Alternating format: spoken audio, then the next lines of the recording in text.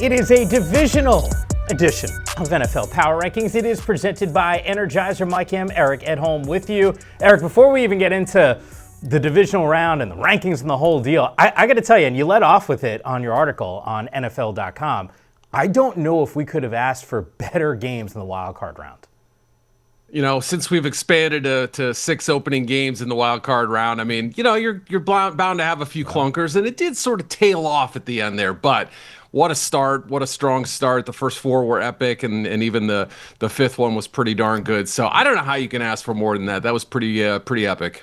Yeah, look, and even the Monday night matchup where the score looked a little more lopsided than it was, super competitive through 3 quarters, and clearly more of a defensive struggle than offense is getting up and down the field. But regardless, the stage is set for the games this coming weekend. Looking forward to seeing the 1 seeds getting an opportunity to play. It's the Bills going to Denver to take on the Broncos, the Niners to get a rematch against Seattle. 3rd time these town teams played. And then on Sunday, Texans with that win against the Steelers. They get the Patriots, who deserve a whole lot of love. And the Rams somehow survived again in Carolina. They take on the Chicago Bears. We will talk all about these teams and these matchups, but let's get to the rankings. Sitting at number 1 and 2, no change. You earned a bye and you earned a seat at the top of Eric's rankings. Seattle sitting at 1, the Patriots at 2. You got the Broncos sitting at 3. Now, I know we gave you a little bit of flack last week talking about that Patriots team. Eric sitting in that 2 position and the Broncos at 3. We'll discuss more about that in just a moment. You got the Bills at 4, the Texans at 5, the Rams, Bears, and San Francisco 49ers rounding out your top 8. Let's focus in on the number 1 team, Seattle. How much does, and we saw this a little bit with Green Bay and Chicago, but how much does that division familiarity impact how you're thinking about this matchup against San Francisco? Yeah, I mean, they started the season with the Niners and then closed the regular season. So this is essentially back-to-back the same opponent. You don't see that too often in the NFL, occasionally in the playoffs. And, you know, they've had an extra week to study the Niners and figure out what they can do better. But that last performance was pretty darn strong. You know, turnover in the red zone, dominant defensive performance, shutting down the Niners offense that had scored 90 points in 2 games and had been on fire for longer than that. So if they can come anywhere close to replicating that kind of defensive performance, it's going to be very hard for San Francisco to get out of there with a win. Of course, on the other side, you've got this Seahawks offense that really leaned on the run game, that 2-headed attack, huge part of what they do. I think the one chance for the Niners might be if Sam Darnold turns turnover prone. You know, if he starts throwing the ball in the opponent's hands, putting it on the ground. But you look back in the 2 matchups, he's only had 1 turnover and 0 interceptions. So he's been pretty sharp with the ball against that defense. And look, Robert Saleh's done a great job, but they have so many weapons, including these running backs, but also Jackson Smith and Jigba. So the balance is there, assuming they don't have a terrible game on special teams like we saw from Jason Myers in Week 18. Just a lot of firepower to deal with that San Francisco team right now. Look, we'll talk more about this Niner squad, and you're right. I think the Sam Darnold turnovers is something to keep in mind, but we've been saying it the last couple of weeks, the way that he's played, he almost can just squash some of the negative vibes and that negative narrative around him in big moments folding, because he has delivered some significant performances. Number 2, it is the New England Patriots. Now, once again, last week I said, how you got this team number 2, considering Denver is sitting with a 1 seed, but the reality is they looked pretty darn impressive and maybe a very complete performance against the Chargers. Drake May, speaking of first playoff game for him, he really didn't shrink in any sort of moments, at least in my mind. I know it was a little bit slow out of the gate here, but I felt all of a sudden pretty good about this team, potentially even getting another win. Yeah, shaky early, right, Mike? I mean, he had the interception backed up, but I think the defense, when they got that 4th down stop, Drake didn't look dismayed coming off the field, and he looked re-energized after he came back on it, after his defense had kind of bailed him out. So, this is a complete team that Mike Vrabel's put together there. Obviously, you think about the roster from last year to this year, wholly different. Guys like Milton Williams up front on defense. They got some bodies back from the IR. That was important too. But still some issues protecting the quarterback. Obviously not as bad as what the Chargers endured, with Justin Herbert taking a ton of hits, but you'd like to see a little bit better protection. That's going to be something of a concern against a Houston front that can really get after it. But if New England's defense comes through the way they did against the Chargers and puts that same effort forth against the Texans, I think they're going to be in pretty good shape. They're at home. They're feeling good. The vibes are really high right now for a team that was down and out for several years, but certainly last year. And I'm fascinated to see if Drake can improve on what he did. He had some special moments last week. Now, if he can put just more of a complete game together, more like we saw in the second half, especially with Ramondre Stevenson running the way he has, New England's going to be tough to beat. Yeah, look, I think at the end of the day, and we'll talk more about the Houston Texans, we saw that D-line get after Justin Herbert. I know most D-lines did so far this season, but I don't think CJ helped himself coming off of this Monday night win just with some of these turnovers. He didn't look all that sharp. He's going to have to clean things up. Meanwhile, your 3 and 4 teams happen to be playing each other. We got the Broncos and the Buffalo Bills getting after it. How confident should Josh Allen be? And I preface this by saying, I get that he's Superman. I get that he's an MVP. I understand the success that he's had. But to score a win on the road is something that they haven't done before. I feel like they erased some of these playoff demons. Yeah, now one game isn't gonna cleanse everything, obviously, but it was a big statement. This is a Jacksonville team that hadn't lost in 8 games. I mean, they've been absolutely tremendous in the second half of the season, one of the best teams in football. So, for them to go in there, flawed as they may be, and for Allen to sort of pitch almost a perfect game, nothing terribly flashy. Obviously, a lot of completions, a lot of runs. He had 11, took a ton of hits. His toughness was certainly on display in that game and just kept firing and kept coming back for more. And he was just, a handful of throws better than Trevor Lawrence, and the defense made some plays. And obviously, when they got close to the end zone, it was Josh time. So the challenge is going to be different against the Denver Broncos. We know they can rush the passer. We know that pass defense is real. But, I think last week sort of answered a lot of questions about this Bills team. And in this field, we've been talking about it for a few weeks now. No Burrow, no Mahomes, no Lamar. They can get it done. Yeah, I hate to say it this way because I actually love the Jags heading into this postseason. You know that, Eric. I actually mentioned them being the team that I would not want to play at all. And I know everyone was talking about the Texans. I just felt so confident in this team. They don't get it done. But because of some of those names not playing, you're right. It does feel like maybe Josh can deliver here. To get it done against this Denver defense might be a tall task. But Bo Nix, is he the biggest question you have regarding this Broncos team? I think he is, and he's played well. That's the thing. We want to sort of preface that by saying nothing Bo has done this year has been disappointing or upsetting or anything like that, but there are just times when this offense falls cold. And granted, some of their run game limitations have kind of forced him into a situation where he's scrambling more. We see him on the move, and it's yielded some fruit, no doubt about it. He's made some big throws. He and Troy Franklin's connection has been much better this year. We know Sutton can go up and get it like he just did in that clip right there. So there's a lot to like about this the Broncos offense. However, they are one-sided. What do the Bills do well? They stop the pass well. They don't defend the run well. So if Denver can find some semblance of a run game and lean on that a little bit and really put Buffalo on their heels, it helps open up things for Bo Nix. And look, Sean Payton's been probably thinking about this for a while now, but that's kind of the scenario they have right there. They've got to be pretty clean on offense, I would say, but also a little bit more physical and hope to dent that Buffalo's run defense that has struggled.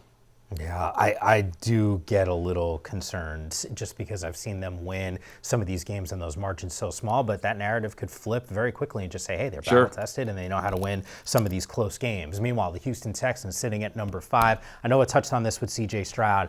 I don't want to use the word regress. I don't know how else to describe it, though. I mean, there are just, it almost feels like mental breakdowns during the game where, just not holding on to the football. I couldn't get over what I saw on Monday night against the Steelers.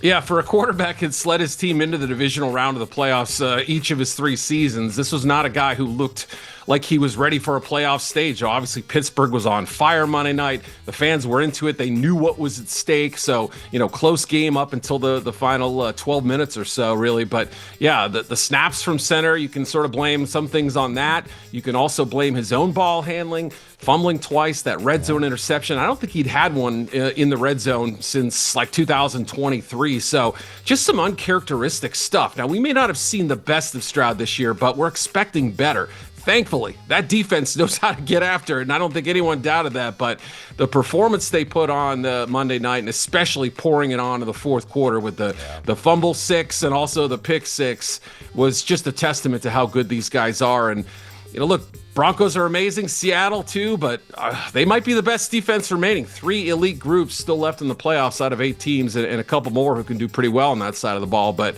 to have rushers like Anderson and Hunter just completely getting after it, the coverage linebackers, the secondary, it is a complete group and a really tough unit to move the ball against. Yeah, it is. Look, the defense scores 14 points for you. If they get that production against the Patriots, you start to say, all right, well, maybe they can get a win. I don't know how you have 3 turnovers in a game and you still figure out a way to get a W. By the way, 3rd time in C.J. Stroud's career, he's had 3 turnovers in a game.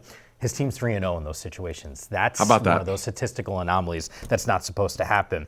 The Rams, and we do this every single week, Eric, and really you do because you're doing all the hard work, actually analyzing, film watching the games and coming up with the rankings here. I felt like the Rams, for a good stretch of the season, were the best team in the NFL. And then I see them lose against Carolina. You dropped them in the rankings. They figure out a way in the playoffs to redeem themselves on the road, and they get the win against Bryce Young's team. But it didn't look as dominant as maybe I expected. They needed some big plays from Matthew Stafford. Can I just say maybe it's just a bad matchup? Styles make fights, and this one just isn't one that is advantageous for the Rams to just dominate? Well, first of all, are you accusing me of recycling my material here? Yes, that is true. I do it all the time. I'm sorry. But I'm like you. I saw this Rams team earlier in the season, not that long ago, and thought, if I had to put my money, if I had to sort of throw my support behind one team, it would probably be this one. But things have gotten a little bit loose on defense. Devontae Adams, great to see him back. His absence in the lineup certainly meant something. And, I think he's still kind of knocking off the rust. Quentin Lake, too. I think, him not being out there for several weeks, made a couple plays early in the game and then was victimized in coverage. So there's some explanations for some of this stuff. And Matthew Stafford's going to keep gunning. He did sort of have his hand banged up. Is that going to be an issue that carries over into Chicago? Could be a night game, cold weather game. So that's something to certainly watch. But with another week with Adams and Lake in the lineup, that pass rush is certainly something that's viable. We know the tight ends have stepped up when called on, and even the running back duo as well. So there's a lot to like about this Rams team. Have we seen that perfect synergy where the defense is cranking, the special teams are tight? No, we have not. But if they can find a way to do that and minimize the special teams errors, minimize the big plays on defense, and just do what they do offensively, they're going to have a great chance to go in and be the better team in Chicago. Whether they win or not is another situation, obviously. But I still like their ceiling, and I still think they can play up to the big boys when they have to. Yeah, time is now, though, because we are in the divisional round. And I was saying this, the Eagles hadn't hit their ceiling yet. That's not going to happen this season. More on them in just a bit. But you mentioned the Chicago Bears. Time for Power Moves presented by Energizer. You have the Chicago team sitting at number 7 right now in your rankings.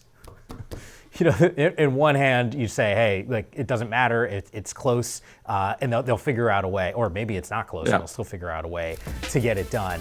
How does a win like that against a team that you don't necessarily like get it done in the postseason when you're down? What's the level of confidence that they have to have heading into this game against the Rams?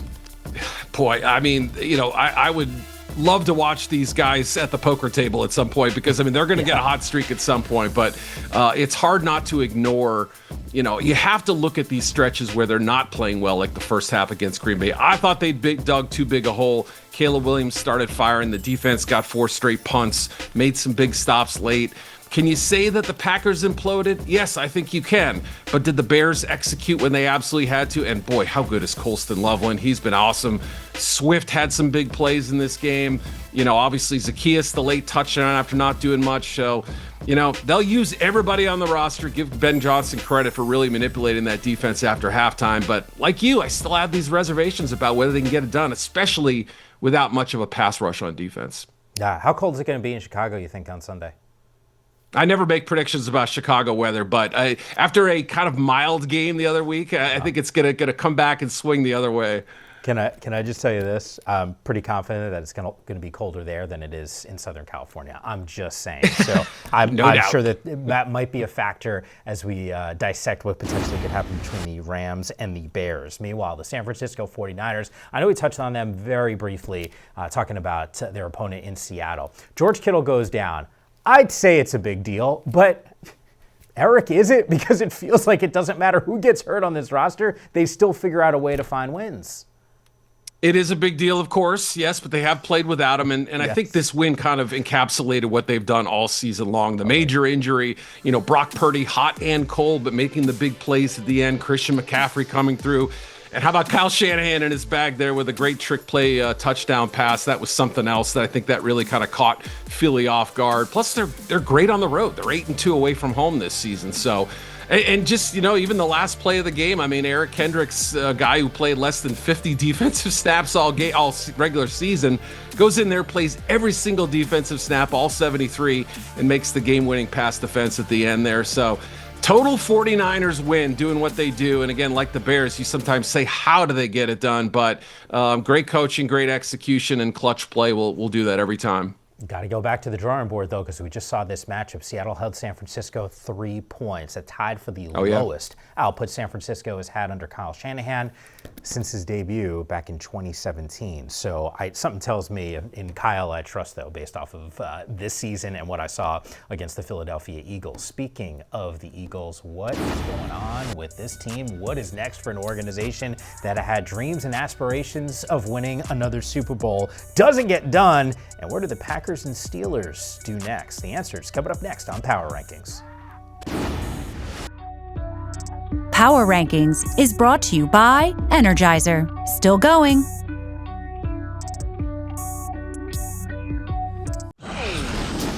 I'm back here on Power Rankings. Eric's teams 9 through 14. The Jags dropping 6 spots following that loss at home against the Bills. The Eagles sitting at 10. Chargers, their season is over as well at 11. The Steelers at 12. The Green Bay Packers and the Carolina Panthers rounding out 13 and 14. Let's focus in on this Jags squad here. I know I made reference to it. I really like this team heading into the playoffs. They won a slew of games. The offense is rolling. They had all these takeaways. This was still a success, right? That's how you characterize year one for Liam Cohen? Absolutely. And I share those sentiments too. I mean, having seen them play as much as I did down the stretch, I thought, they're really going to give the Bills everything they can handle. And to a degree they did, but left too many points out on the field, ran out of gas. Obviously the late turnover, both picks by Trevor were gut shots. He also had that 4th down run that was stopped short in the red zone. So just opportunities missed there for the Jaguars the crowd was behind them. Everything was set up for a great win for them, but just couldn't turn it out. I say this all the time too. I mean, look, it has absolutely been an unexpected gem of a season from Liam Cohen and what we saw from the Jags, who were kind of a forgettable football team last year. Didn't have anything exciting. Travis Hunter goes down. They somehow get better. He's going to be back, and I can't wait to see what the full potential of this offense is. But in the NFL, missed opportunities are just that. You look back all the time and say, how did this team not get past this certain point? It happens every single season, every single generation. So, they still have a lot of work to do to prove they belong among the heavyweights, but I think this season did a lot of impressing around the league.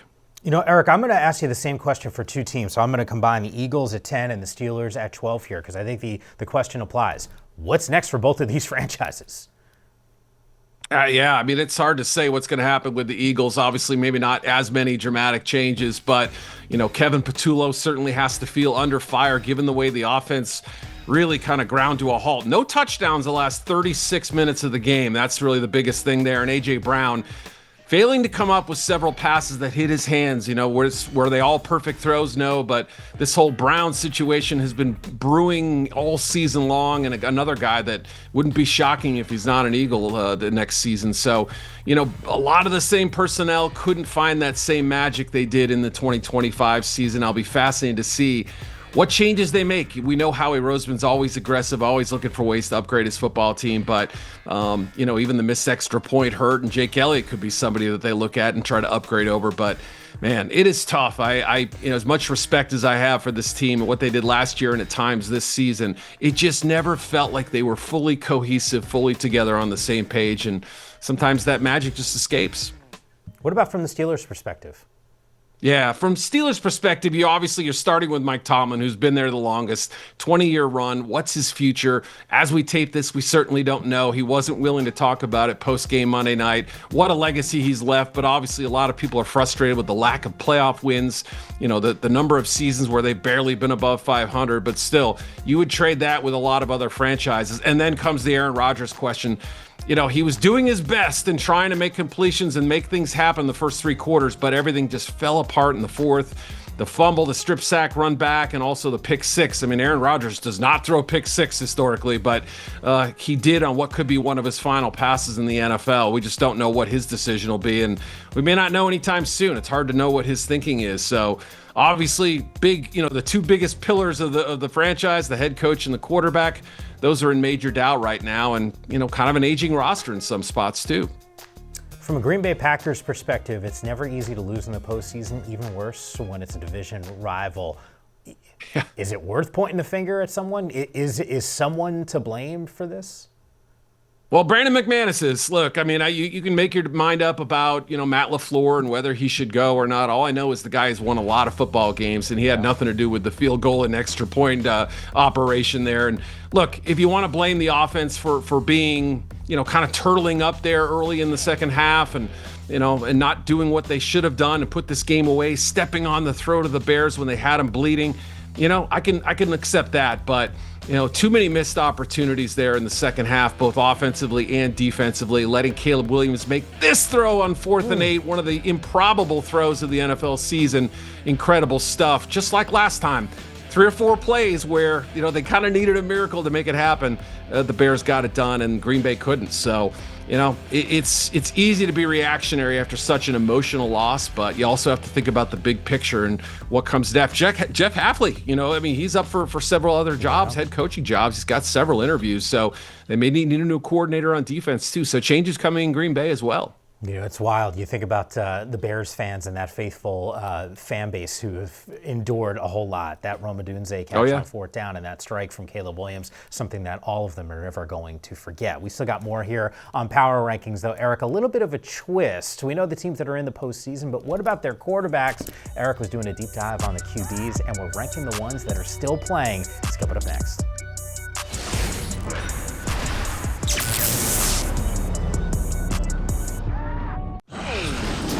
All right, a new twist on Power Rankings. Eric took a look at the quarterbacks that are still playing, and he ranked them 1 through 8. Drake May, Matthew Stafford, 1 and 2. Josh Allen, 3. Brock Purdy, here we go, at number 4. Remember, he's just a system quarterback. C.J. Stroud at 5. We got Sam Darnold at 6. Caleb Williams, 7. And Bo Nix rounding out the top 8. I think you can make an argument.